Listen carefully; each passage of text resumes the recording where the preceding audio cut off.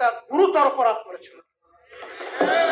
2 নম্বর উনি বলেছেন কোন মুক্তিযোদ্ধা কিংবা শহীদ মুক্তিযোদ্ধা পরিবারের কেউ জামাত ইসলামী করতে পারে না।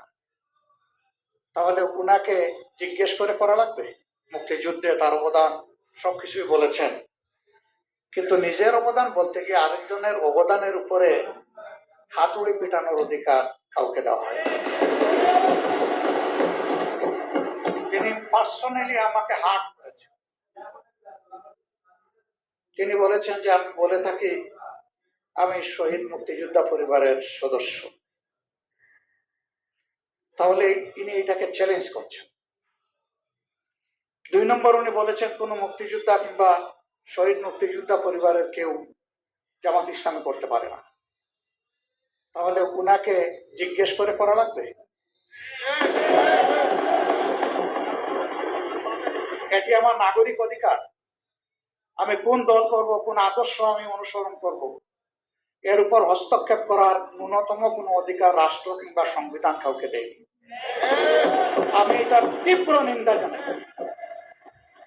আমার আইডেন্টিটি নিয়ে প্রশ্ন করা হয়েছে, এটা গুরুতর অপরাধ করেছে। আবার আমার আদর্শ সিলেকশনের ব্যাপারে উনি কথা বলেছেন, এটা বাড়তি অপরাধ করেছে। আমি অনুরোধ করব মাননীয় স্পিকার, তার এই অসংসদীয় অংশটা এখান থেকে যেন এক্সপান্ড করা হয়। শেষে গিয়ে উনি আমরা খোলা মনে এই সংসদকে ফাংশনিং করার জন্য বর্তমান জ্বালানি অব্যবস্থাপনা সংকট যেটাই বলি সেইটার ক্ষেত্রে আমরা এগিয়ে এসেছিলাম।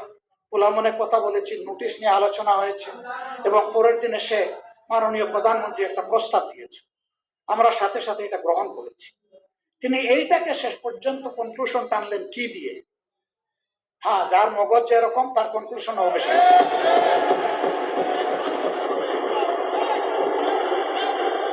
তার মতো একজন প্রবীণ ব্যক্তির কাছ থেকে, রাজনীতিবিদের কাছ থেকে আমি এই ধরনের আচরণ আশা করি। আমরা এখানে প্রথম দিনই বলেছি ভালো কিছু শিখতে এসেছি। কাউকে হিট করা, গালি দেওয়া, এর মাধ্যমে বড় কিছু অর্জন করা যাবে না। কিছু গোলাবাজি হতে পারে বড় জোর, কিন্তু তার চেয়ে বেশি কিছু হবে না। আর সাধারণত যুক্তি যখন ফুরিয়ে যায়, মাথা তখন গরম হয়ে যায়। একটা প্রবাদ আছে, রেগে গেলে তো হেরেই গেলে। আমরা সবাই মিলে হারতে চাই না, আমরা সবাই মিলে জিততে চাই।